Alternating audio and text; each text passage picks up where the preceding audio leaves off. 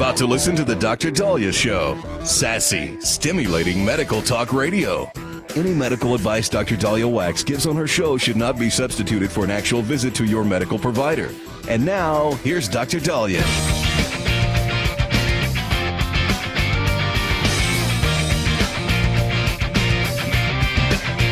All right, welcome back, everybody. 1-877-DOC-DALI, 1-877-DOC-DALI. Happy December, my favorite month of the year. I love December. What I don't love is the shopping season. And it's because I've gotten screwed over on Black Friday deals and Cyber Monday and all that. And so I want to protect you guys a little bit here. I do all my Christmas shopping in June because the prices are cheaper. I like to shop before Black Friday. I like to sometimes take advantage of Veterans Day deals. But once Black Friday comes, those prices go up. I had to buy some laundry detergent. And I'm like, oh, no, why didn't I buy laundry detergent before Black Friday? So Saturday, I go on the website to go, and it was already more expensive. And that's what stinks. Everything goes up because they have a captive audience. Now, despite that, now I know people have been talking about the economy. Is it good? Is it bad? Apparently, Black Friday sales were at the highest. And yeah, it makes sense that it's higher every year.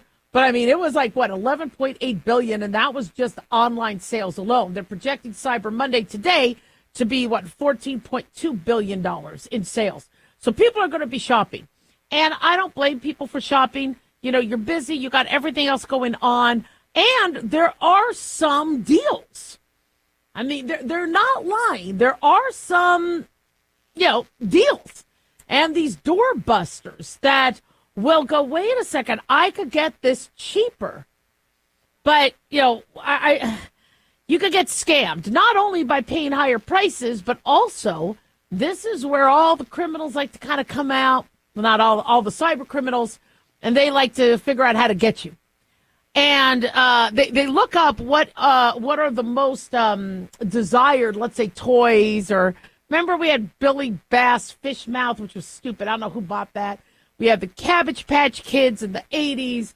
You had Pet Rocks in the 70s. And I don't know, there's always something being sold on Christmas that everybody wants. So what these scammers do is they know how to email you. They know how to get a hold of you saying, we have this on sale. We have these Barbie dolls on sale. Or we have the new...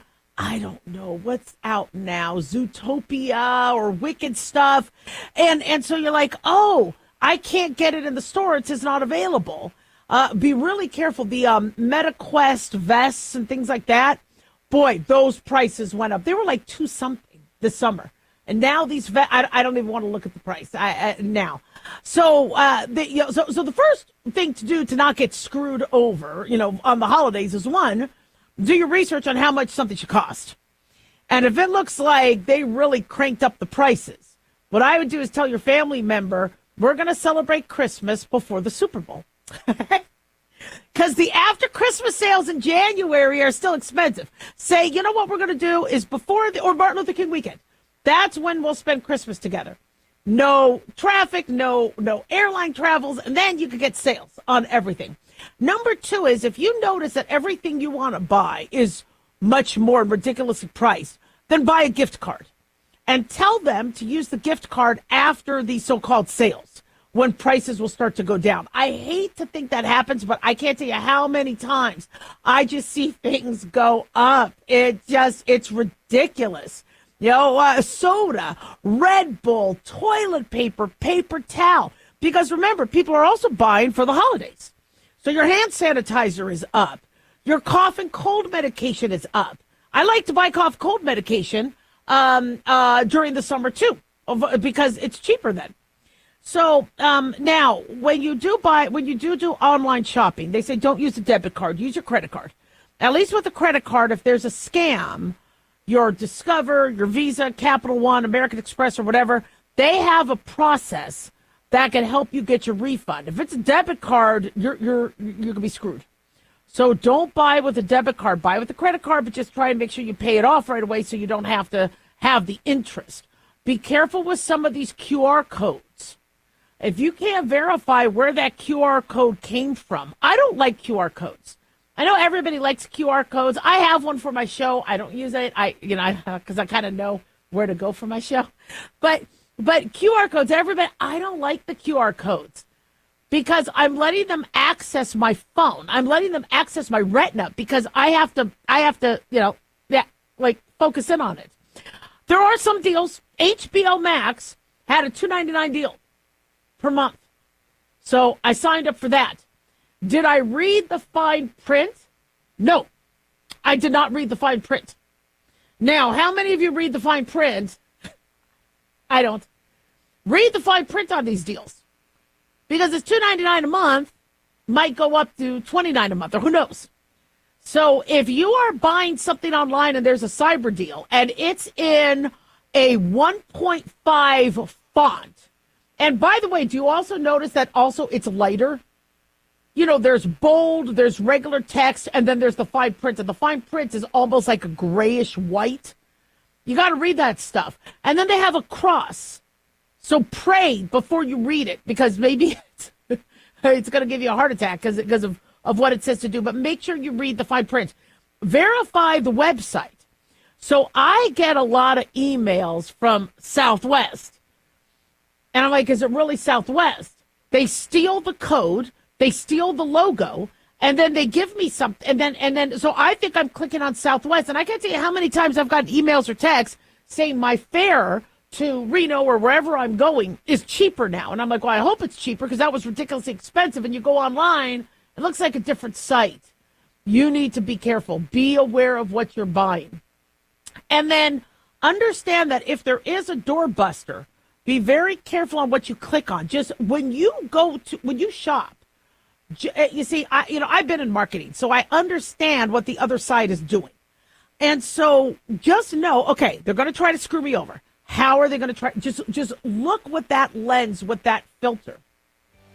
And then you'll see a price in black that's crossed out, and then it's in red, yet that price is more, it's the same price, or not more. So just try not to get screwed. When in doubt, don't buy it. But do your research. 1-877-DOC-DOLLY. Don't go away.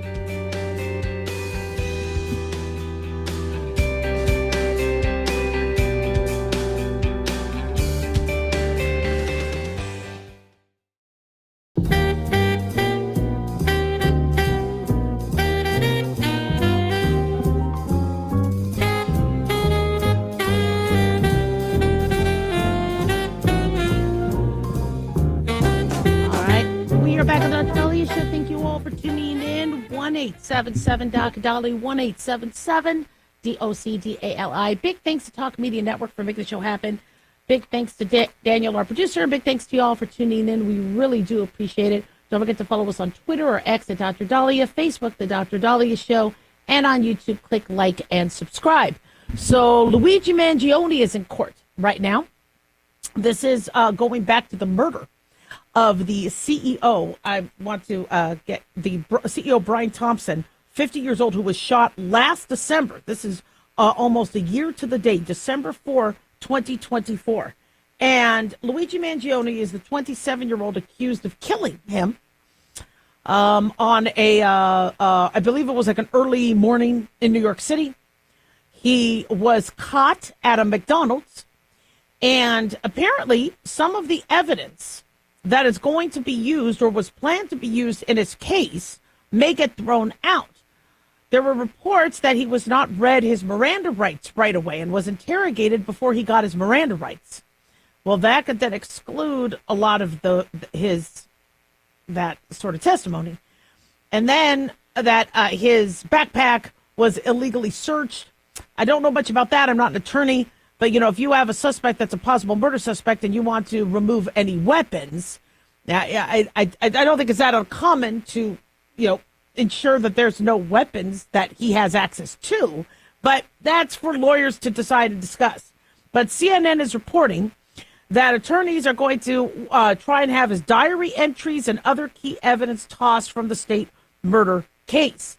Law enforcement recovered several pieces of evidence from Mangione's backpack that authorities say tied to the killing Mangioni's lawyers argue police illegally searched his bag without a warrant and that evidence should be barred from the state's case. Now, prosecutors denied these claims, according to CNN, and they did agree to have a hearing on the matter. So this United Healthcare CEO murder of Brian Thompson, who was only 50 years old, had, I believe, 2 kids, a wife. You would think we would have national outrage that something like this would happen, but instead there's a huge movement that supports Luigi Mangione, the alleged killer, and is very anti-insurance. And this whole insurance thing is kind of interesting. By the way, health insurance didn't just start in the 70s and 80s. Apparently, there's back to the 1700s.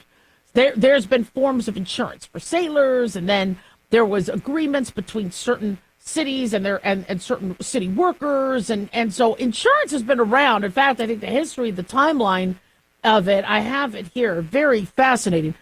1798, the first public health measure was established by Congress, creating the Marine Hospital Fund to care for sick and disabled seamen. By 1850, the Franklin Health Assurance Company offered the first accident insurance to cover injuries from railroad and steamboat accidents. By the 1890s, there was,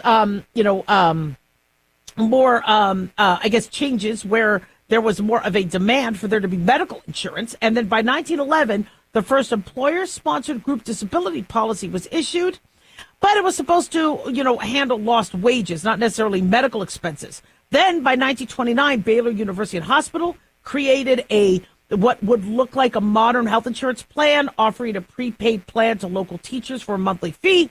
By 1939, the first Blue Shield plan was launched in California, provided coverage for physician services, helped expand the scope of insurance. And let me see. Then it goes on. There's World War II, and so health insurance isn't just the concept has been around.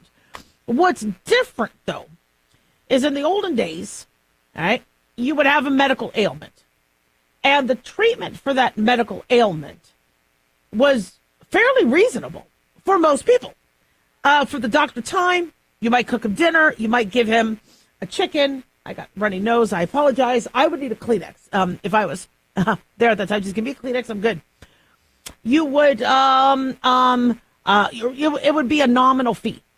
The tinctures, the medications, they weren't that expensive at the time.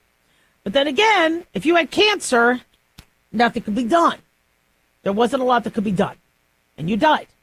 Well, as science advanced, we have been able to do amazing things. We could save people's lives. The problem is people can't afford their own medical care.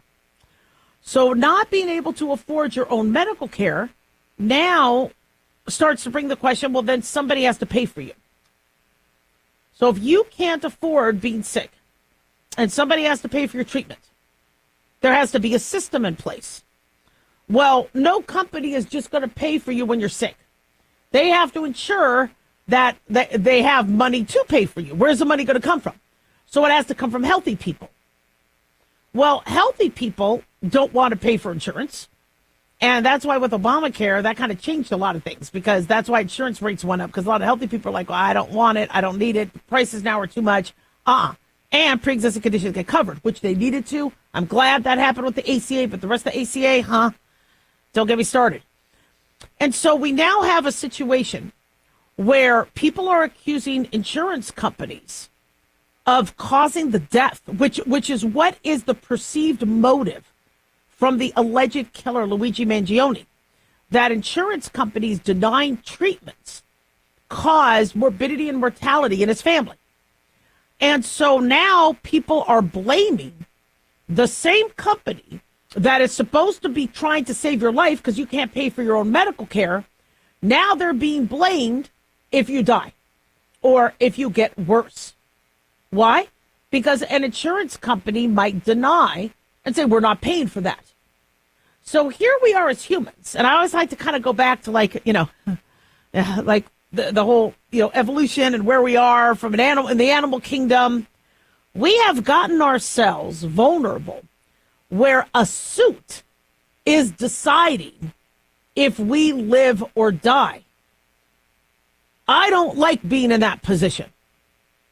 I don't want to be in that position where I have to hope that somebody's sitting there behind a desk or AI, which is going to be taking over a lot of these insurance adjusters and these decision makers over there and auditors.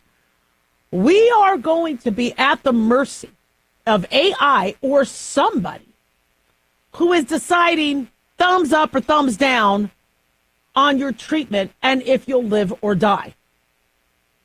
Why are we in this position?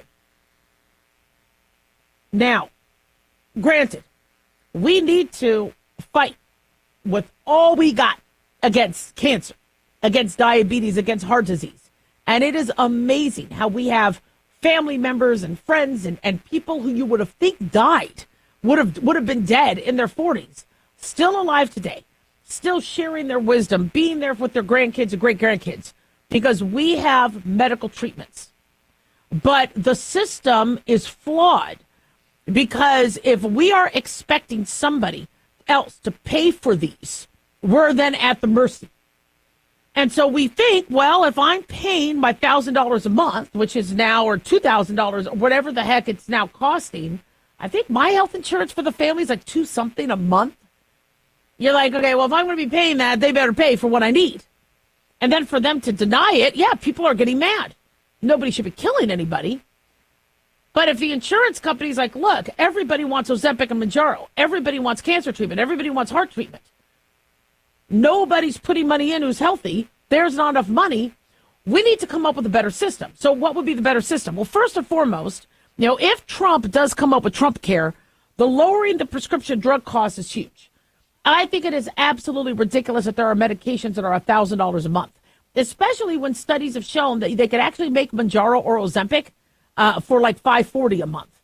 Granted, the companies do deserve a profit. They do deserve, making their ROI, return on investment, from all the R&D and the staff and the insurance and the lab fees. I mean, it's expensive to create a drug. I get that. But I mean, how much longer are they going to be spending $1,000 or charging $1,000 a month? And so now everybody who wants these medications, now it's forcing everybody else who doesn't want these medications to pay for the people that do. So one is, we need to get these drugs cheaper. Medications need to be cheaper. Then we need to figure out how to make cancer cheaper to treat. Now that's going to be tricky. In the olden days, you just died. Well, we don't have to die anymore. We know how to fix it. So then how do you, if you're reliant on the insurance, what do you do? Well, we have to come up with plan B. If insurance says, look, and insurance, by the way, this is going to be a big problem, because eventually insurance is going to be like, we can't pay for all these cancers. Now that we have such a huge obesity crisis, and we have so many people that are living past their 40-year-old or 50-year-old heart attack, and they're now living well into their 60s, 70s, and 80s, insurance companies are eventually going to say no. So we got to come up with a plan B, either another way to fund, a cheaper way to do medicine, crowdfunding, something. But there's going to have to be a different way, because we see the flaws in the insurance system, and people are now revolting against them. But they're the only ones helping us pay for our medical bills. 1-877-DOC-DOLLY. Don't go away.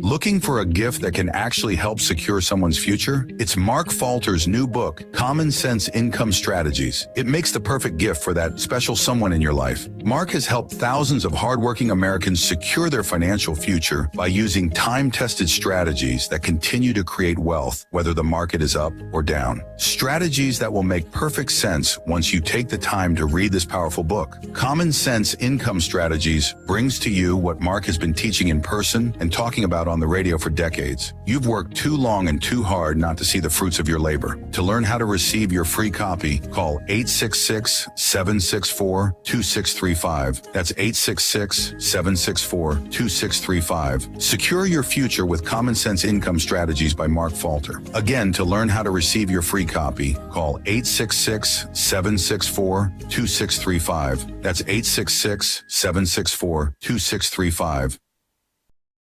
Hey guys, it's Dr. Dahlia. Fantasy football season is coming, but sadly, too many of you are taking the bench while the country takes part in one of the most exciting and lucrative industries out there. Don't know how to play? Well, huddle up and listen. Paul Kalikas and I have written a fantasy football pocket guide for beginners. This book walks you through the basics and shows you how simple and lucrative joining or creating a fantasy football team can be. Read our fantasy football pocket guide for beginners found on Amazon or follow the links on X and Facebook. That's Fantasy Football Pocket Guides for Beginners. Don't be left out. Increase fuel economy up to 7.9% with Hot Shot Secret Gasoline Extreme, the solution to maximize your engine's performance and fuel economy. Whether you're driving a sports car or a daily commuter, Gasoline Extreme is specially formulated with PEA to deep clean. Don't settle for an average driving experience. Upgrade to Hot Shot Secret Gasoline Extreme and go further on each tank. Order now on Amazon or HotShotSecret.com. Hot Shot Secret, powered by science. Have you ever thought you'd like to buy and sell houses but didn't know how or where to get the money? My name is Ron LeGrand, and over the past 40 years, I've bought over 3,000 houses without using my money or credit and taught thousands to do the same. Today, even in a virtual environment, we buy nice houses in nice neighborhoods using no banks, realtors, contractors, or other costly entanglements, and build huge cash flow and wealth without the hassle of tenants, all without credit and little or no money. You don't need a license or experience, and I'll show you exactly how it's done. Text FREE to 99799, and I'll send you my free training. I promise you I'll change the way you think about real estate and open the door to a new lifestyle that doesn't involve risk or rehabs and can quickly replace your current income. Text FREE to 99799, and let me show you how to take your life back and build cash flow and wealth from your home. That's FREE to 99799. Again, FREE to 99799.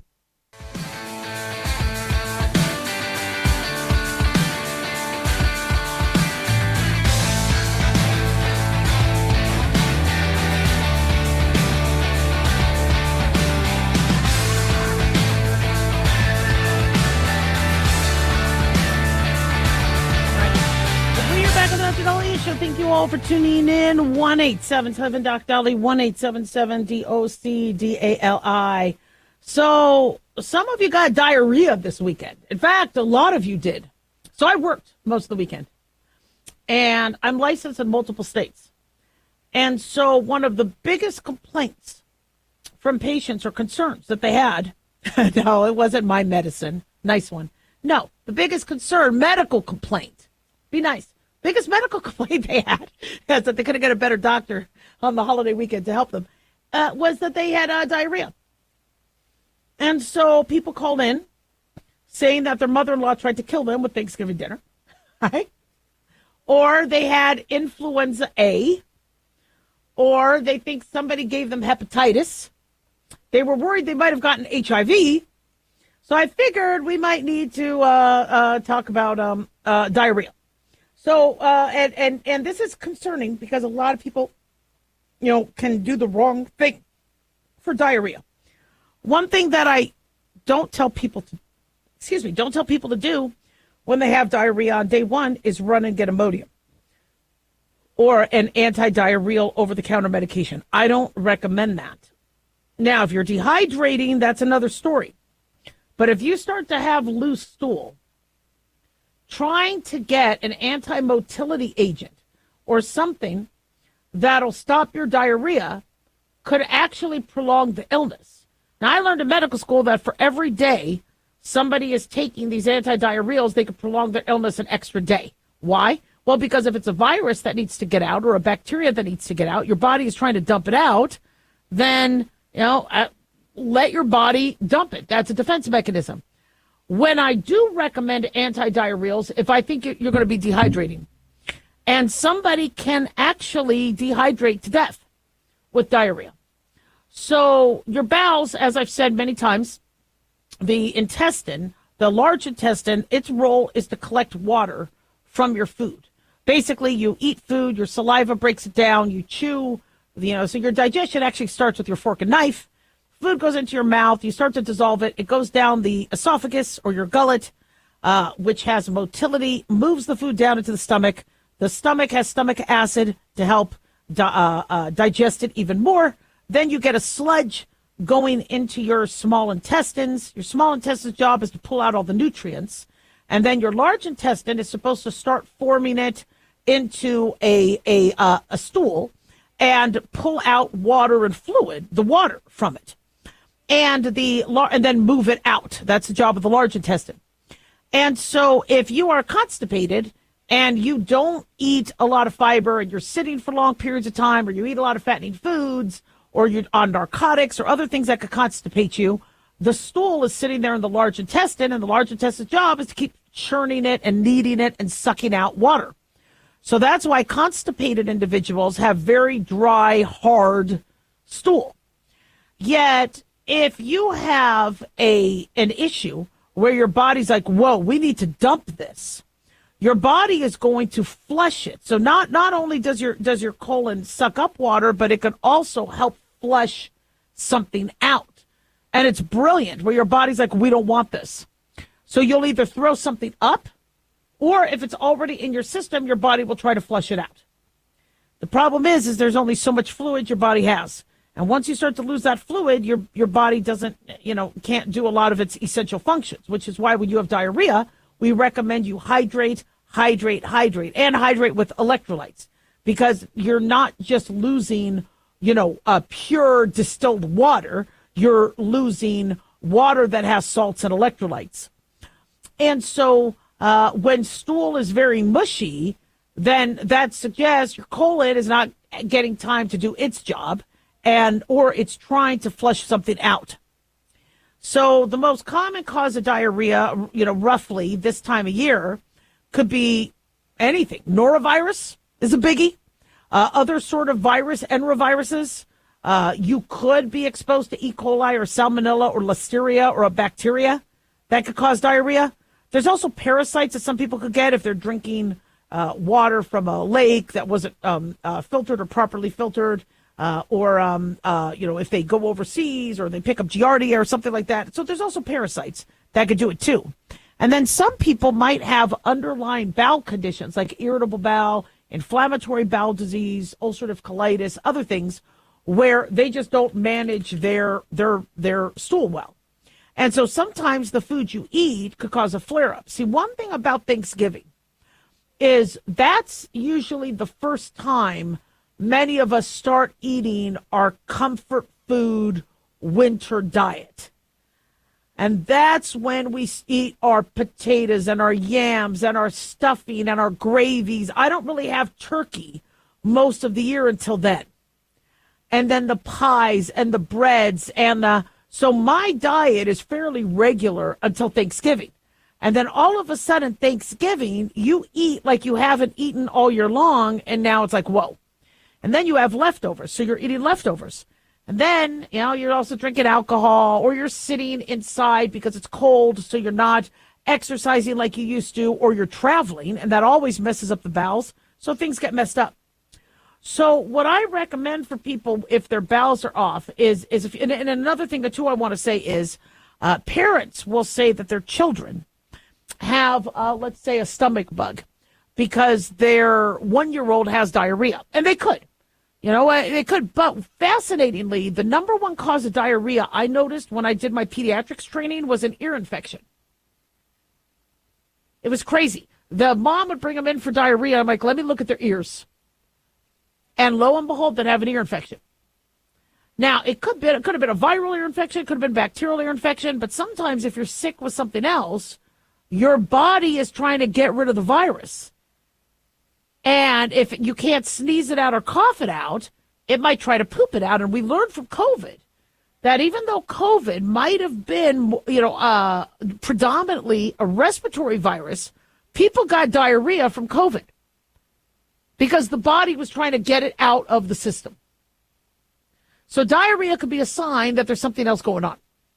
So whenever there's a kid that has diarrhea, I always recommend that the parent take them in so they could do a one-over, make sure they don't have strep, make sure they don't have an ear infection, because sometimes diarrhea in a child could be, I'm teaching you guys something. Yeah, I know. Save the segment. I know it's a shocker. But I always tell the parents, bring the child in, let them take a look, swab them, figure it out. Now, when it's a virus, most viruses can last 7 to 10 days. So when somebody says, I've had diarrhea for 3 days, they panic. And they should be concerned. Nobody should panic, but they should be concerned. Depends also how often they're having diarrhea. Some people say they have diarrhea if they go once a day and it's loose. Right? That can still qualify for diarrhea, a softening of the stools. But to me, diarrhea is, you're having 5 to 7. It's watery. It's very soft. It's very different. And it's at a higher frequency than your normal bowel movements. But any softening of the stool could be technically considered diarrhea. So if somebody is having, 10 or 11 or they just cannot leave the bathroom, you need to get seen. And I know that's difficult because you don't want to drive anywhere. But unfortunately, your body is trying to dump. There's something that's wrong that the body's trying to get rid of. Same thing with vomiting. You eat something bad or you drink too much and you vomit once. But if you're continuing to vomit, there's something wrong. And that's your body's way of trying to get whatever is wrong out. Problem is you can't be vomiting up your pancreas and things like that. You need your pancreas. So vomiting is always a concern, even if it's just one vomit. So with diarrhea, the first thing I recommend everybody do is hydrate with fluids. I know some people run and take probiotics. Probiotics might help after taking an antibiotic, but if your diarrhea is not from an antibiotic, I would maybe, figure out what it is first. Then, seek medical care. Make sure you aren't getting dehydrated. And then have them give you a container to check your stool. And say, look, in case this doesn't go away, I want to, run a test to know what I have. And then that could sample it. 1-877-DOC-DOLLY. Don't go away.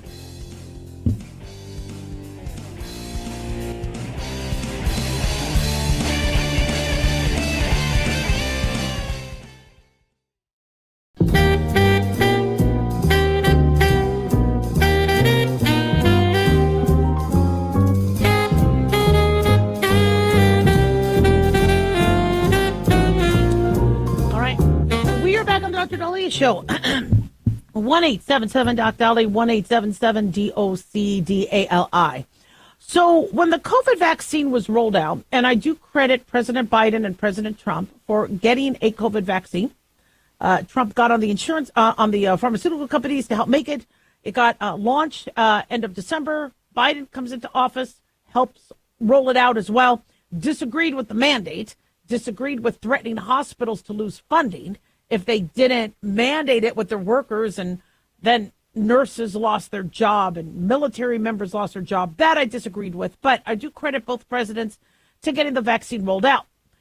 However, it was a very, very scary time. COVID was killing people.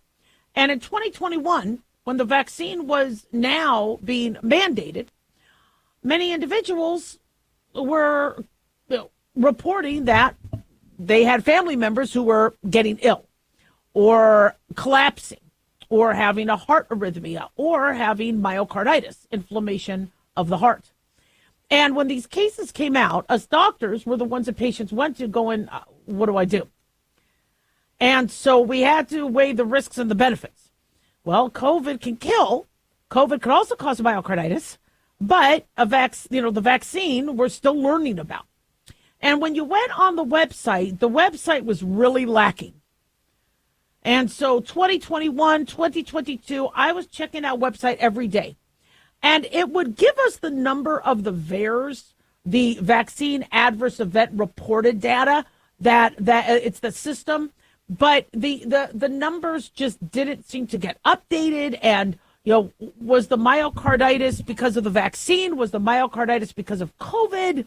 And so we doctors were kind of left to, all right, well, let's make our best guess. And so what many physicians did and healthcare providers did was say, look, if you are at high risk for dying of COVID or having major complications, okay, we do have data showing that the vaccine is effective and the vaccine has relative safety. If you are not high risk and you are concerned about vaccine side effects, we'll leave it up to you. And so now some doctors just said everybody get the shot. Other doctors were saying nobody get the shot. But I was more middle of the road because I'm like, some people need it, some people may not. And I just didn't want that on my conscience that I told somebody to get something and then they had a bad side effect, or I told somebody not to get something and then they ended up dying of COVID. And so I told the best answer I could. I'm going by what the CDC says. and it's not enough data. So then RFK Jr. takes over as HHS secretary, and he makes an announcement that COVID vaccines are available for whoever wants them. If you're high risk, we're going to recommend you take it. But if you're a healthy child, if you're a healthy pregnant person, we are not going to have the same recommendation as the CDC and the FDA had back in 2021. We're not going to say everybody has to get the shot. Now, some doctors said it's about flipping time. Thank you. A lot of OBs were like, whew, because I didn't want my patient taking it. On the other end, you had a lot of doctors that were ticked. And they're like, what the hell is this? Everybody needs the COVID vaccine. So there were a lot of questions going, okay, why? Was this an anti-Biden approach, or was there something, some of the data that you combed through that made you nervous? Well, apparently some of this data is now alluding to 10 children dying from reportedly the COVID vaccine. Now, I'm surprised that it was only 10, because I was hearing from sources that there were a lot more, but many of those were also adults, like that OB-GYN who ended up going into ITP, losing his platelets after a shot, and then having a brain hemorrhage. But pediatric COVID vaccination was not as robust. And they're saying that there's been at least 10 cases of kids dying from the COVID vaccine. Okay, so now doctors are like, okay, whoa. Okay, can we look at the cases? Can we, we want to make some, an educated assessment about this. And the FDA said that they are going to be sharing that. Dr. Prasad, let me see if I have some of the direct, there's a memo that stated in a recent review, determined at least 10 children had died after or because of receiving the COVID vaccine. Dr. Vinay Prasad had said that the deaths appeared tied to myocarditis, inflammation of the heart muscle. He wrote in a memo to staff members, this is a profound revelation. For the first time, the U.S. FDA will acknowledge that COVID-19 vaccines have killed American children. He also said that the new rules will impose tighter restrictions on vaccines and protocols for pregnant women. He says, I remain open to vigorous discussions and debate.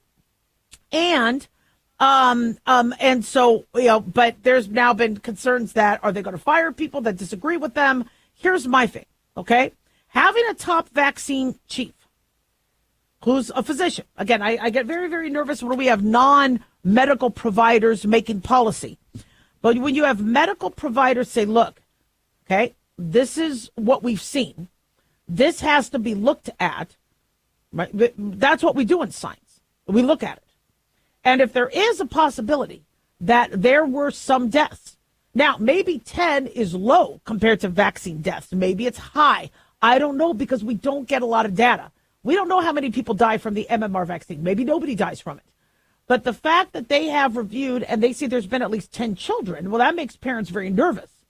Now, what the argument was made back in 2021 is that the risk of dying of a COVID vaccine, or these risks of side effects that adults were getting, was 1 in a million. And that you had a higher chance of getting COVID. But they also made the argument that there was a 1 in a million chance of you dying from COVID. So people were trying to figure out, well, what risk do they take? For me, I got vaccinated because I didn't trust the virus. I trusted Pfizer much more than I trusted China. And I didn't want this virus in me. The problem is I still got COVID. The vaccine didn't make us 100% immune. And so now, thank God I didn't die from COVID, and I do credit the vaccine for that. But when you have individuals kind of concerned about something that might have gotten rushed to approval, they want data. They want to make an educated decision. And RFK Jr. promised that if he was made HHS secretary, he would have data available, not just to doctors and medical professionals, but to parents, moms and dads, and individuals who can make a decision. And so that's what they're saying they're going to do. So I think Dr. FDA Commissioner Marty McCary said that the agency is going to make the information available on the desk related to the coronavirus shot that he said the Biden administration didn't. He says it makes a mockery of science if we're just going to rubber stamp things with no data. So he did say that the COVID vaccine did work for older recipients. He said the COVID shot was amazing for people at risk and for older people, especially when it was a good match for the circulating virus. So where we stand now is the COVID vaccine is still recommended for those who are high risk. But in terms of the healthy pediatric population of pregnant women, the FDA rolled that back.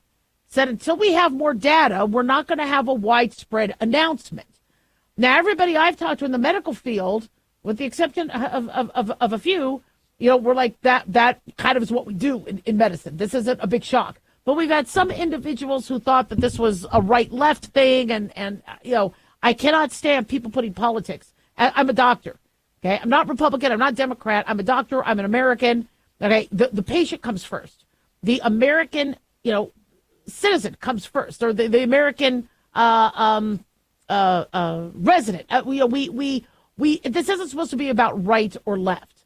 Now, I do like the idea that they are going to ensure that the safety data is there. Where the situation is now is the pharmaceutical company, the one that makes the drug, is the one that provides the data. We have to be able to review that data, and we have to also have independent evaluation of that so that it's not just from the company that has the most to gain. 1-877 Doc Dolly, don't go away.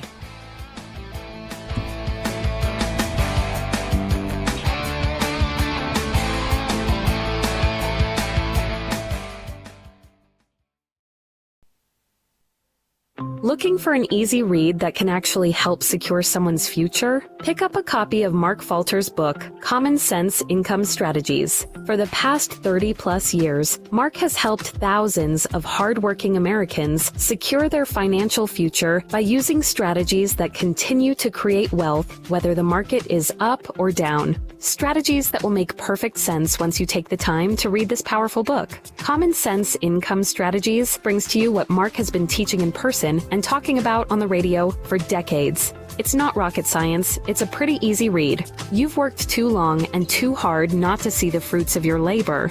Common Sense Income Strategies is available now on Amazon or by calling 866-764-2635. That's 866-764-2635. Common Sense Income Strategies by financial fitness show host Mark Falter. Secure your financial future today. Hi guys, Dr. Dahlia here. Addictions can sneak up on us and come in many forms, whether it's drugs, alcohol, sex, video games, porn, or something less obvious such as food, internet, or shopping. Addiction can seem innocent at first and then evolve into an insurmountable evil. In our book, Addiction Basics, Caitlin Kalikas and I dive into the common addictions and provide tips for identifying and preventing these before they sneak in and take over our lives. Addiction Basics can be found on Amazon or my website, drdahlia.com. Check it out. Lisa Wolf here to tell you about our newest website for old-time radio lovers. It's 100radioshows.com. At this site, there are 5 old-time radio shows waiting for you to download free as our gift to you. And be sure to browse the additional 700 old-time radio shows available to you for 70% off by using the promo code RADIO at checkout. This is a limited-time offer, so log on to 100radioshows.com. That's 100radioshows.com. Hey guys, it's Clyde. We've had a lot of requests for Ground Zero merchandise, so we put together an online store with a big variety of high-quality items. I'm really excited to let you know about these things. We have a lot to offer you and your loved ones. In addition to our regular apparel, such as t-shirts, beanies, hoodies, and hats, we've expanded our product line with posters, flags, aprons, mugs, and a whole lot more. We also have Ground Zero collectibles along with a limited edition of items like a Clyde Lewis canvas portrait, a Ground Zero embroidered jacket that will certainly make for great gifts and for interesting conversations with family and friends. And we now offer publications such as Ron Patton's book about mind control, MK Zine, and back copies of the official magazine of Ground Zero while it was in print. Paranoia, the Conspiracy Reader, also coming in 2023, are updated and revised books that I've written. There's a secure and easy-to-use shopping cart for your purchases. So shop today at our official store by going to groundzeromerch.com. Again, that's groundzeromerch.com.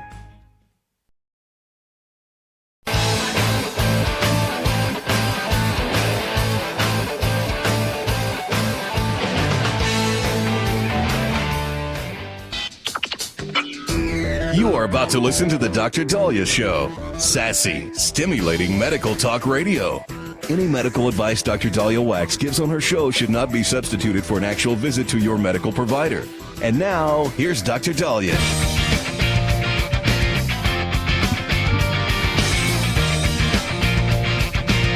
All right, guys, we are back in the Dr. Dahlia Show, 1-877-DOC-DALI, 1-877-DOC-DALI. So we had Black Friday, then we had Small Business Saturday, we have Cyber Monday, then we have Giving Tuesday.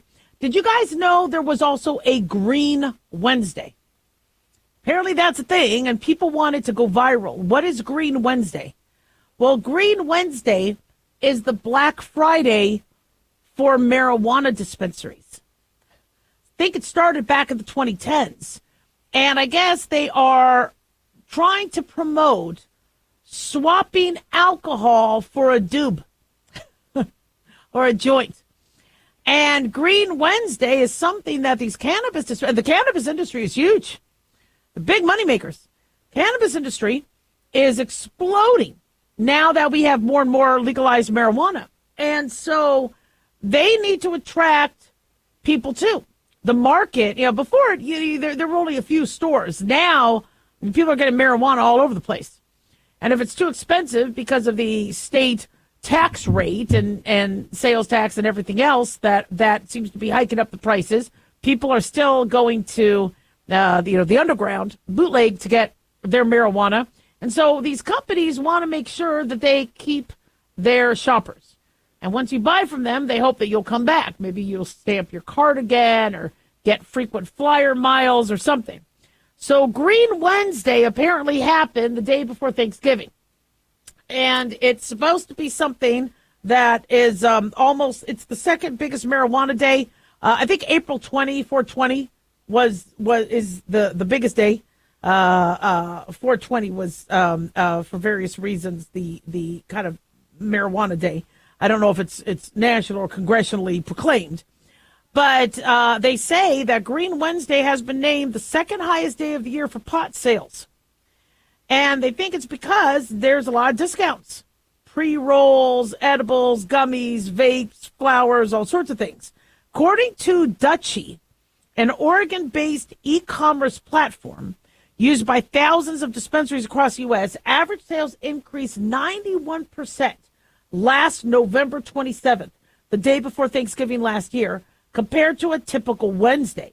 They say the average basket per shopper increased by 9% to more than $70. Now, it could also be they raised the rates, too. That could also. They say New York dispensaries, according to Fox News, report even higher numbers. The average medical basket purchase online was $106. So Spencer Scott, Dutchie's chief revenue officer, said as more Americans swap alcohol for cannabis, the popularity of Green Wednesday will just increase. See, you see how they're doing that, where they're like, well, this is what we're doing. We're getting people off alcohol. So there's a health benefit. Here's my issue with marijuana. I believe that there are medicinal applications. That's why I voted to legalize it, because I wanted us to be able to study it. And I wanted the cops free, and I wanted people who were in pain to have something that they could access, since doctors were really being sanctioned and limited with, their ability to write pain medications. So I wanted there to be, an option for individuals. I did not want to see middle schoolers, high schoolers use it. I did not want to see this lack of motivation, people dropping out of school. I didn't want to smell it all over the place. And I didn't want to see all these ER visits of scromiting and psychosis and severe vomiting and panic attacks, that I didn't want to see that girl stab her boyfriend 108 times when they shared a bong. So unfortunately, there's side effects to it. And there's side effects with alcohol. I mean, some people with alcohol, it could worsen their psychoses. They could, become violent, drunk driving, causes liver disease, cancer, things like that. Alcohol, no saint. But with marijuana, we're acting like it's the next vitamin, the vitamin M, and it's not. In fact, marijuana has been linked to heart disease and stroke and toxins and pesticides getting into the lungs. It's only a matter of time where we also start to see an uptick. As we've been reducing tobacco-related lung pathology, we're going to see more marijuana-related lung pathology, including cancer. So I'm no fan. And this push to get people to buy and use it. See, I don't have a problem with the, okay, once in a while. I want to relax. I want to whatever. Somebody wants to do that. I think that's fine. That's, having access to it is great. Somebody is using it for medicinal purposes. But there's such a lack of education on the product where I have so many people call up saying, I'm very nauseated. I need Zofran. And so one of the first questions I ask is, have you had marijuana recently?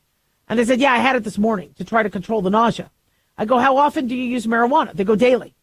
Well, maybe your nausea isn't the stomach flu. Maybe it's because of the marijuana. Marijuana can make you nauseous. People don't understand that. And they could be making themselves worse. I mean, we've had people where they had cyclic vomiting, cannabis hyperemesis syndrome. You could vomit yourself to death. You could get dehydrated. Cannabis can kill. I know people say, well, you can't overdose on cannabis and die.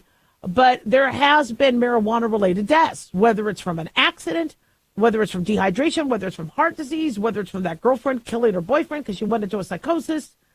These are things that the public need to be aware of. And because, alcohol is a lot more predictable. Okay, we know alcohol can cause people to get drunk, drive poorly. I think everybody kind of agrees with that. But not a lot of people agree that marijuana can cause issues. And many of them say, but look, my grandfather smoked, they were fine, or Vietnam vets. Yeah, but this isn't your grandfather's marijuana. This stuff is really highly potent. This stuff is farmed to have and genetically manipulated to have higher doses of THC. This is some scary, scary stuff. Then when you start to look at the risks of depression, anxiety, suicide, we see teen suicide at all-time highs. Is anybody publishing the data on how many of them use marijuana? Okay, we need to know. Did they use marijuana because they were depressed? Or did the marijuana make them depressed? So we need to figure this out. 1-877 Doc Dolly, don't go away.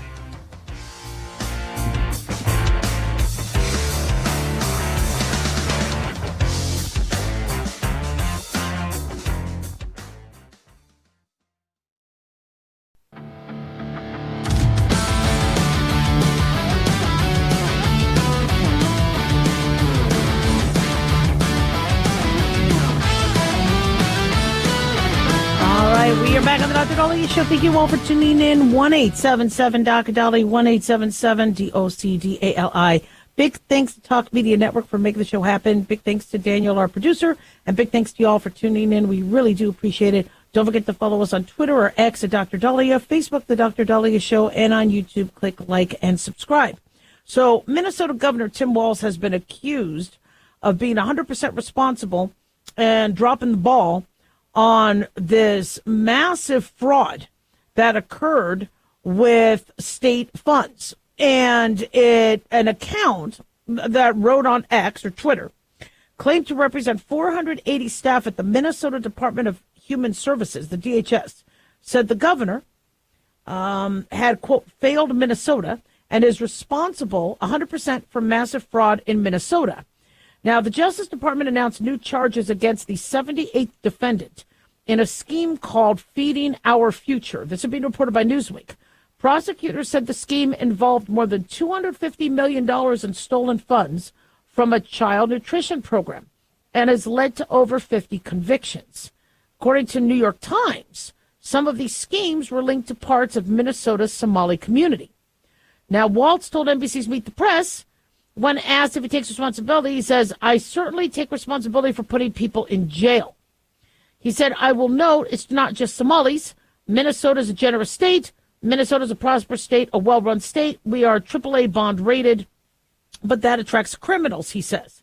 Those people are going to jail. We're doing everything we can, but to demonize an entire community for the actions of a few, it's lazy. Now, I guess the allegations raise questions about how whistleblowers tried to tell Governor Walz what was going on, and he wouldn't act. According to one employee, she said Waltz was informed about fraud and claimed Waltz retaliated against whistleblowers and discredited their reports. The account wrote this is a cascade of systemic failures leading up to Tim Waltz. It says leadership did not want to appear to discriminate against certain communities and were unwilling to take action such as stopping fraud that would have an adverse impact on their image. This whistleblower says fundamentally Tim Waltz is dishonest, lacks ethics and integrity, has poor leadership abilities, and has never taken any accountability for his role in fraud. They believe that the investigations would uncover $10 billion in fraud from small and large providers. Now, Waltz says he has taken measures against fraud. In October, DHS disenrolled 800 Medicaid providers in the state who had not billed Medicaid for more than a year in a move to combat fraud. Waltz then announced that 14 other Medicaid services would be frozen during a fraud investigation. But, this is a concern. And, when there's billions upon billions of dollars of aid, unfortunately, like we saw with Hamas was taking the aid that Israel was giving, that America was giving, that other countries were giving, and it wasn't getting to who needed it. And so when aid is needed, this drives me crazy. This is why, I really prefer, like, as it pertains to SNAP, like WIC did, where they actually gave the food, so anybody that qualified could go to a grocery store and actually get the lettuce, actually get the lean fish and meat, actually get the grains and the milk and the eggs and the healthy food, as opposed to, well, there's money on the card. And I guess when it's all digital like that, and I understand that makes it easy.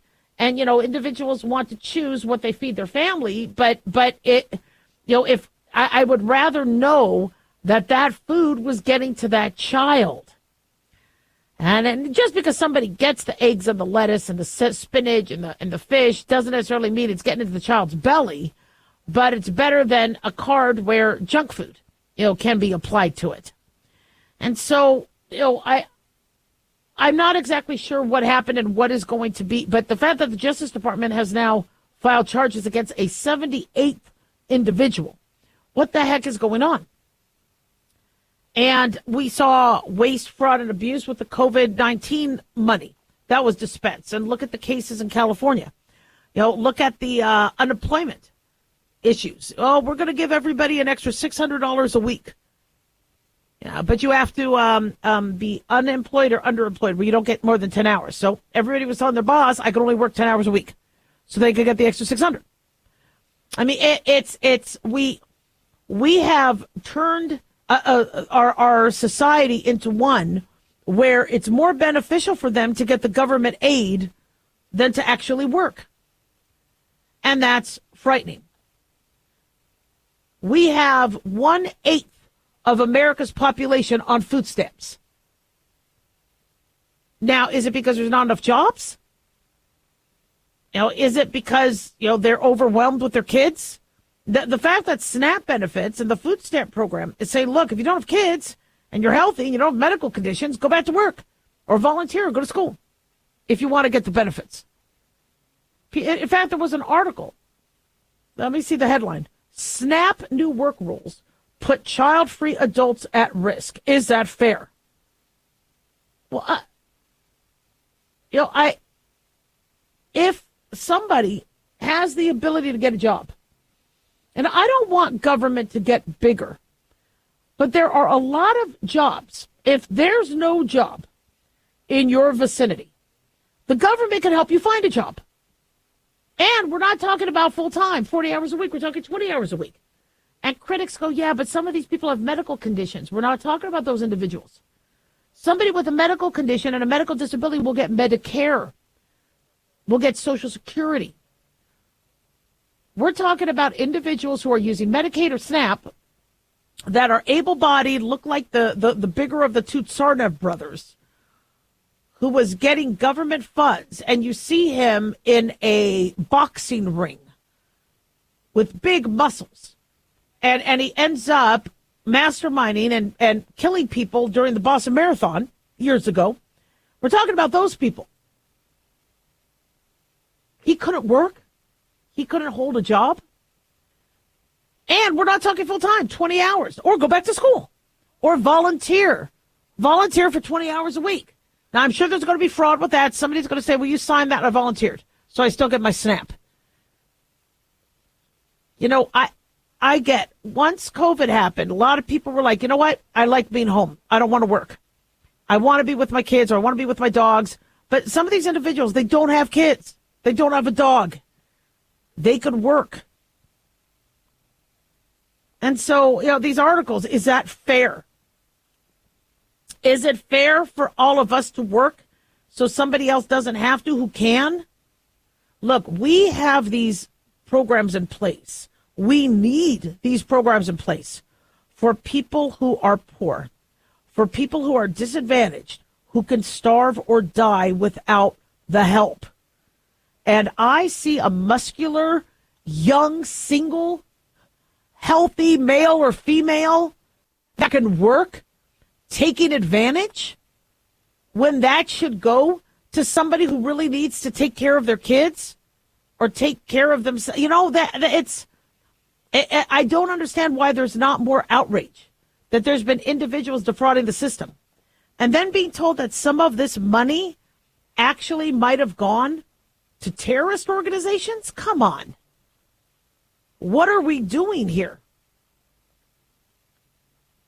And so, you know, it's interesting because being a whistleblower, I mean, I don't think I would ever have been considered a whistleblower, but when I tried to correct something that I saw was wrong,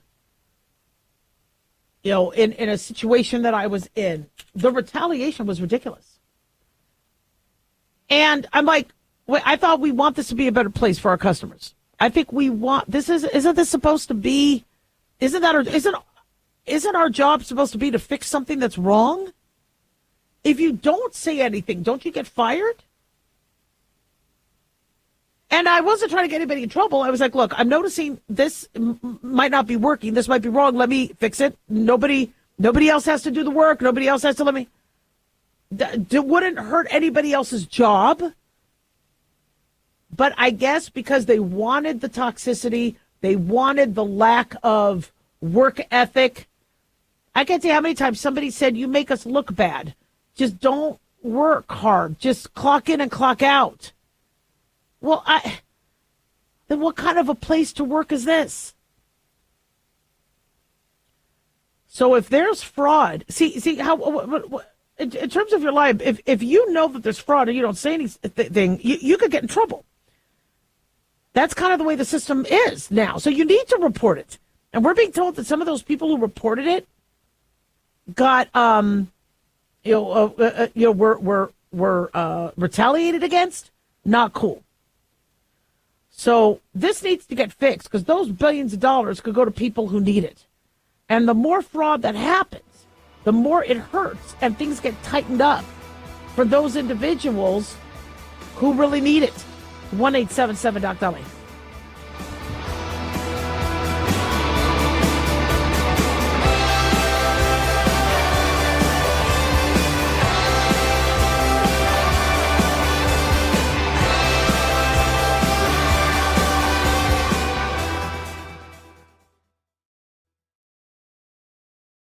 At Hot Shot Secret, we share the science behind common diesel problems and their solutions. For example, diesel fuel cetane levels. in many states, the cetane rating in diesel fuel is 42 to 45. Most diesel engines operate more efficiently with a cetane rating of 48 to 50. One treatment of Hot Shot Secret Diesel Extreme will raise your cetane 7 points, increase fuel economy, and improve cold starts. Due to a cleaner burn, there are less hydrocarbons and particulate matter in your exhaust. This reduces the blockage of your diesel particulate filter. Using Diesel Extreme generates 83% less DPF regenerations. The 6-in-1 Diesel Extreme formula also includes the most concentrated detergent on the market, lubricity enhancer, water demulsifier, rust and corrosion inhibitors, and a fuel stabilizer. Hot Shot Secret Diesel Extreme is available nationwide at truck stops, fine farm and auto stores, and online at hotshotsecret.com. Hot Shot Secret, powered by science. This is an urgent announcement for anyone that's $10,000 or more in debt. Before you make another minimum payment, you need to know there are special programs that can completely free you of your debt. Total Financial Freedom can help you become debt-free in months instead of years. Resolve your credit card debt, signature loans, department store cards, internet loans, and timeshares. Call Total Financial Freedom now at 800-878-6020 for a free consultation. For 16 years, Total Financial Freedom has helped thousands get out of debt. You can feel confident when calling because Total Financial Freedom is A+ rated by the Better Business Bureau. Battling for years and years, stuck in the endless cycle of minimum payments could take decades. You have the right to get your debt resolved and substantially reduce your monthly payments. Call Total Financial Freedom now at 800-878-6020. That's 800-878-6020. 800-878-6020. Let's face it, guys, we're living in times where the truth is becoming more suppressed and censorship is increasing at an alarming rate, especially on social media platforms. It's Clyde, and I want to tell you about a safe and secure digital playground we put together just for you. It's Aftermath.media. You get access to thousands of Ground Zero archives and podcasts, along with our private social media groups with your basic membership starting at only $7 a month. Each subscription includes tech support, access to the RSS feeds, along with our own chat room and Telegram channel. In addition, the premium membership includes research study groups, webinars, a document and movie library, a live video stream of Ground Zero, a monthly Zoom chat with me, and other bonus content. Be sure to check out our yearly specials as well. Sign up today while you're thinking about it. Sign up at Aftermath.media. Again, that's Aftermath.media.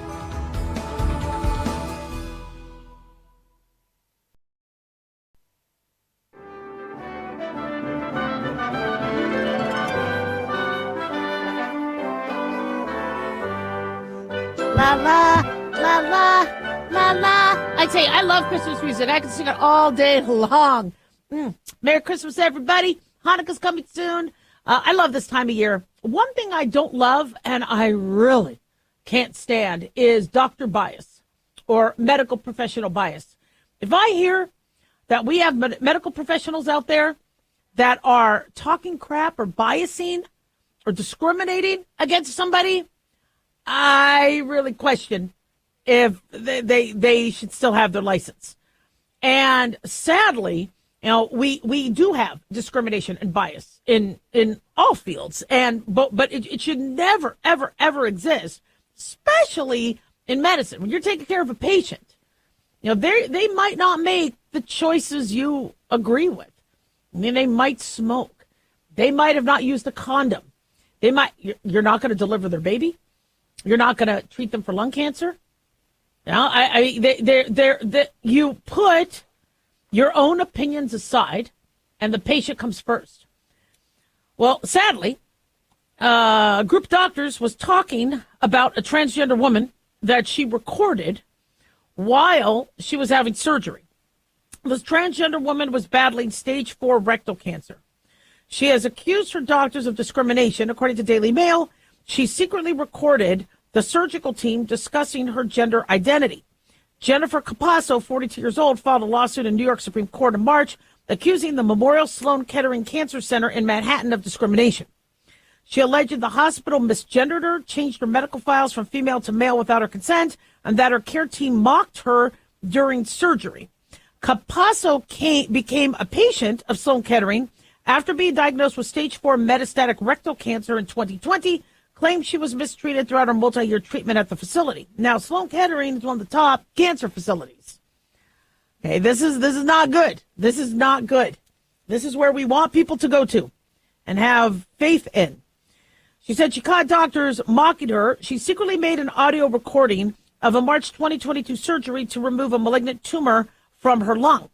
She said operating room staff commented on her having male parts, said being trans was not right, doesn't make sense, and referred to both Capasso and her transgender partner as men.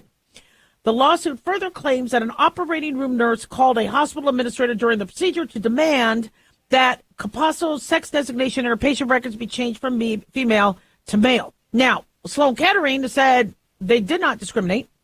They've argued that the secret recording invaded the privacy of the healthcare workers. The hospital also denied misgendering and changing her sex designation of her records.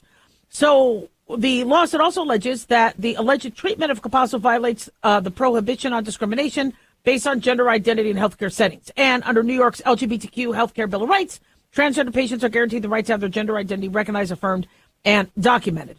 Staff are also required in New York to use a patient's designated name and pronouns. So Capasso began her gender transition in 2015, started going plastic surgery to look more feminine, according to the New York Times, in 2021, then had radical surgical intervention after being diagnosed with cancer because she did not want to die looking the way I looked, she said. And she claims her physical transformation made her look pretty, help her build confidence, etc., but she felt unsafe and humiliated after her colorectal surgeon misgendered her and referred to her using male pronouns during the June 2021 procedure. She also said the oncologist about the alleged discrimination and switched to another colorectal surgeon. And then I guess cancer had recurred. She had to undergo lung resection.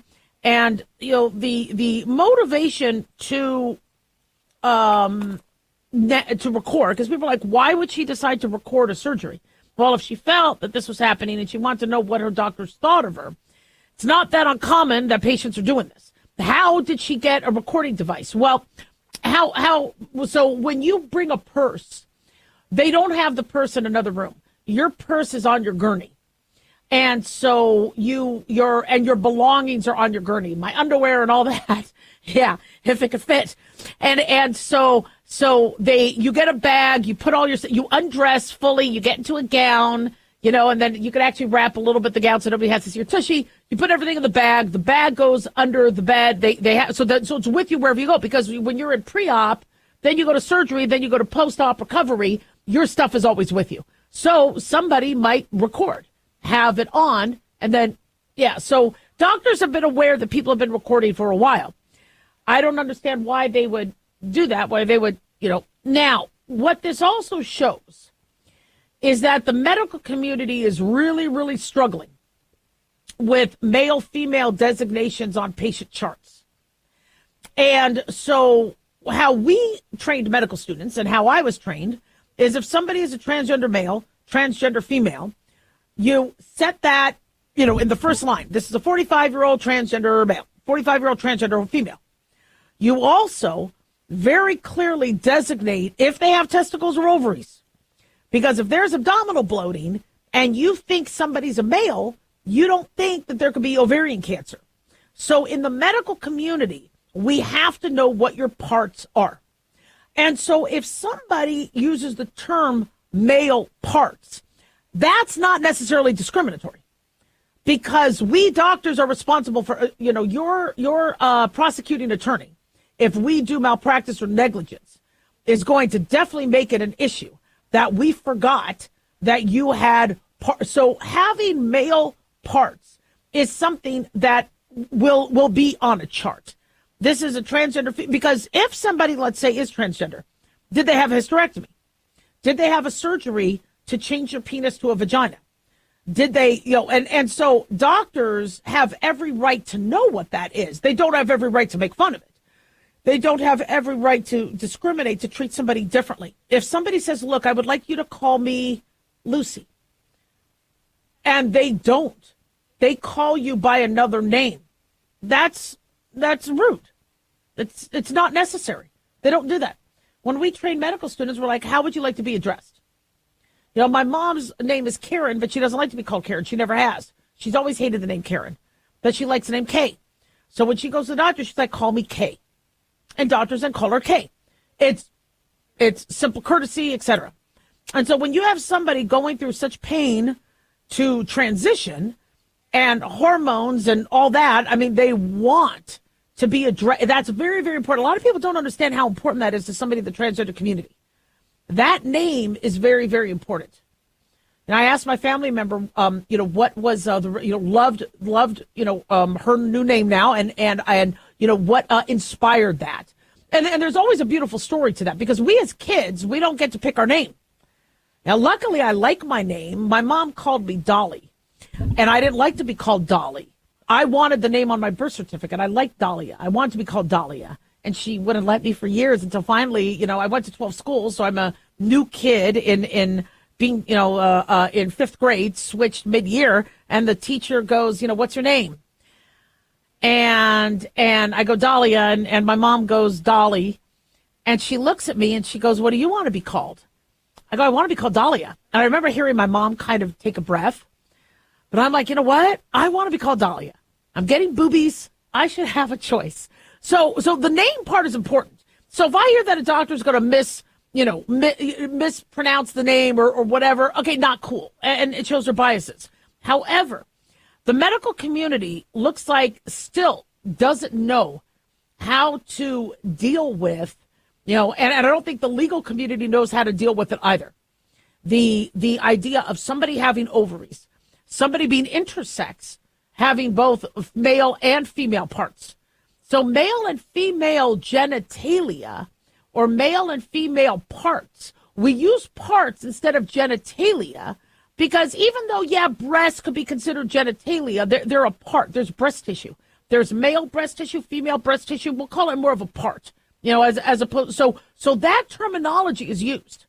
And the majority of the transgender community, understands that. But if you're going to, be ridiculing and talking crap about them while they're under anesthesia, that's very disheartening. Somebody who's, you're supposed to be saving their life. On the other end, doctors don't want to, when they are working on you, think that, somebody is listening. Well, how you handle that, doctors and nurses, is you don't talk crap about your patient. Okay? Your patient comes first. 1-877-DOC-DOLLY. Don't go away.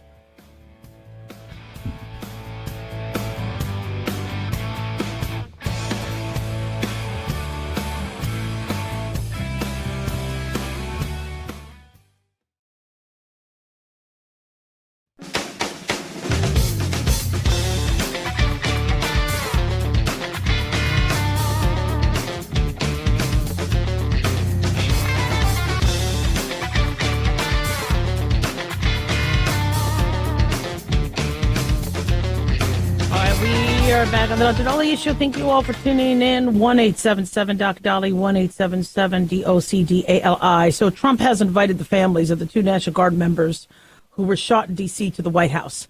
Yeah, I was wondering if he was, because he's been talking a lot about that, and I think he just feels so awful that people who were there, under his command, got, shot by a radicalized, was he an Afghan national? That Christy Noem was radicalized in the United States. And, he is, joining the country in prayers for Air Force Staff Sergeant Andrew Wolf, who remains hospitalized after the attack. Army Special, I think Sergeant Sarah Beckstrom died, sadly, from her injury. She was only 20 years old, died from her injuries. Andrew Wolf currently fighting for his life. So Trump told reporters aboard Air Force One that the families of the West Virginia National Guard members, obviously devastated.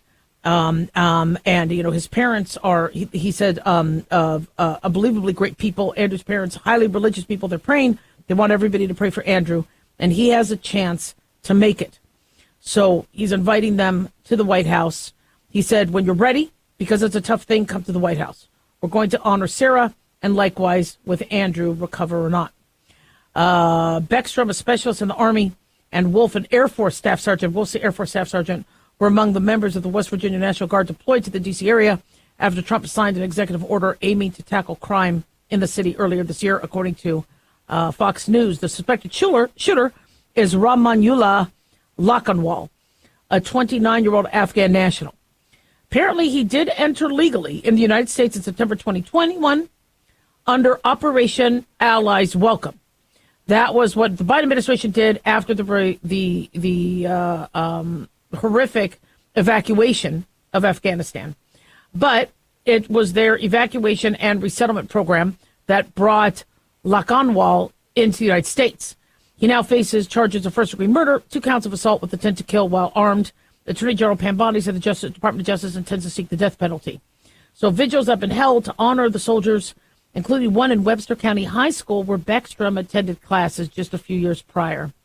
West Virginia Governor Patrick Morrisey called Beckstrom a favorite daughter of Webster County during the vigil, saying she had developed a reputation as someone with a big heart. He said she had a lot of kindness. She certainly had courage. Though her life lasted far too short, She has left a mark that is going to last forever. So just absolutely crushing that something like this could happen. As a result, Trump is now demanding that our vetting,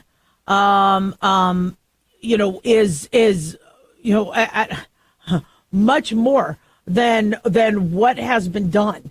And he is actually permanently pausing migration from many countries. That includes Venezuela, includes Somalia, includes Afghanistan. And he says that he would end all federal benefits and subsidies to non-citizens and anyone who was not an asset to the United States. Now, this has caused a lot of criticism, but he wants to pause migration and he wants to vet who's here. Now, the Afghanistan national Manula Lakanwal that came in under 2020 was granted asylum in April this year.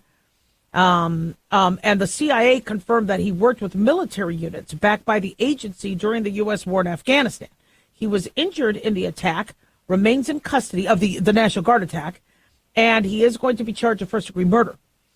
But in terms of, what happens next, Trump is canceling temporary protected status designation to those from Venezuela, Haiti, Somalia, Afghanistan, which would revoke legal protections, employment authorization, and benefits to immigrants from these nations.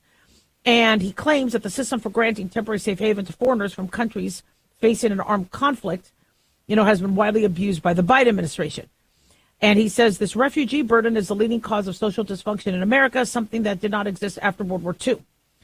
So he's blaming the failed schools, high crimes, urban decay, overcrowded hospitals, housing shortages, or large deficits. I mean, where I think a lot of Americans stand is, we have enough crime. We have enough things that happen from American citizens. Not all of them are happening by immigrants. American citizens are causing enough. But we can't have numbers on top of that. We have a tough time already managing the crime that we have. And to think that you have somebody that you granted, a favor to, gave them a safe place that would turn around and attack American soldiers or Americans or commit a crime. The vetting of anybody that comes into this country is common sense. But where, people are critical is they got in.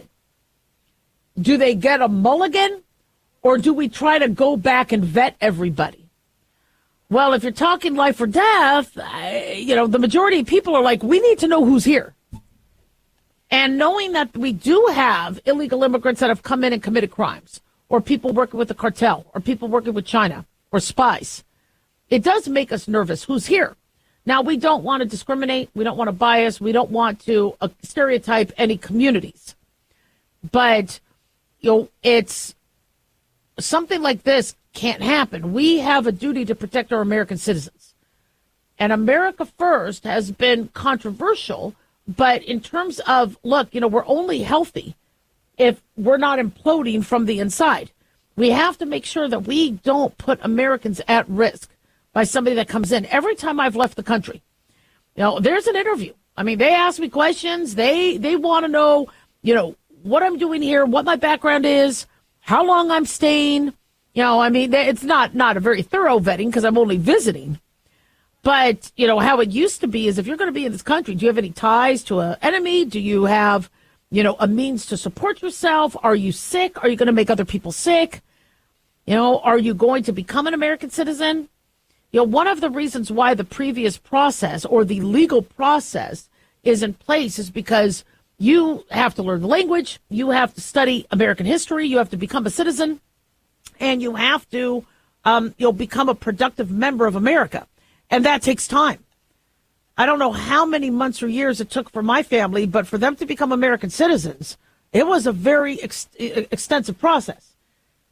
And they did have to learn the language. They didn't just get married to become citizens. I mean, they went through the process, and they all became American citizens because they wanted to, thank America, they wanted to be productive, and they wanted to help, and they wanted to work.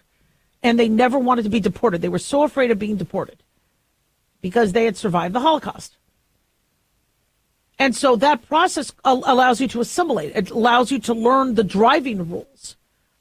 I mean, if you have somebody that comes into this country and then they don't learn the language and they don't learn that, the way we drive in America is different from other countries.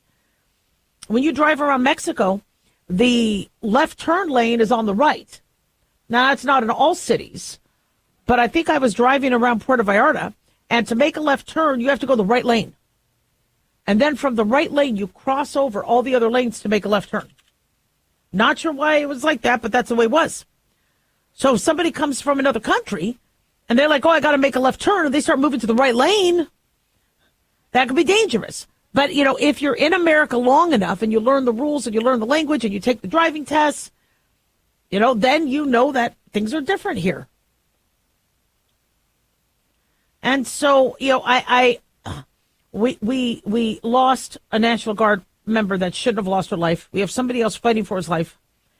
And it's from somebody who we helped and did a favor for. I don't know what their motive was, but if they were radicalized, according to Chrissy Nome, and, wants to attack America from the inside, we have to know who here in America wants to attack us from the inside. 1-877-DOC-DOLLY, don't go away.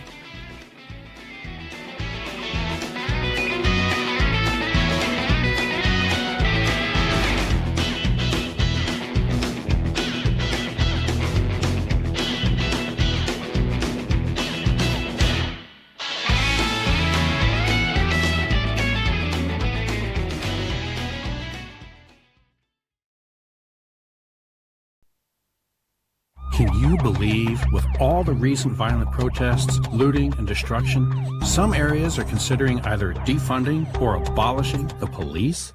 At a time when America's neighborhoods need the protection of police the most, some elected officials would rather create more chaos by playing politics. If you're sick of elected officials caving in to demands of the radical left, you're not alone. It's time we stand up and declare our support for local police. The majority of police officers are important partners in protecting our God-given rights. If you prefer freedom over chaos, then learn how you can help protect the local police that serve your community. Call today and request your free Support Your Local Police info packet. Dial 800-JBS-USA-1. That's 800-JBS-USA-1. Request your free Support Your Local Police info packet by calling 800-JBS-USA-1 today.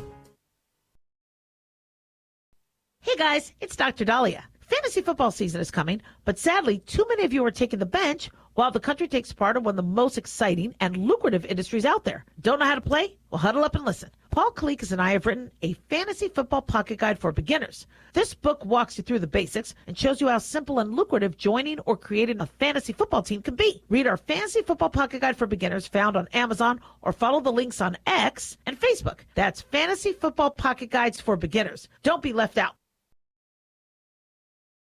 Have you ever thought you'd like to buy and sell houses but didn't know how or where to get the money? My name is Ron LeGrand, and over the past 40 years, I've bought over 3,000 houses without using my money or credit and taught thousands to do the same. Today, even in a virtual environment, we buy nice houses in nice neighborhoods using no banks, realtors, contractors, or other costly entanglements, and build huge cash flow and wealth without the hassle of tenants, all without credit and little or no money. You don't need a license or experience, and I'll show you exactly how it's done. Text FREE to 99799, and I'll send you my free training. I promise you I'll change the way you think about real estate and open the door to a new lifestyle that doesn't involve risk or rehabs and can quickly replace your current income. Text FREE to 99799, and let me show you how to take your life back and build cash flow and wealth from your home. That's FREE to 99799. Again, FREE to 99799.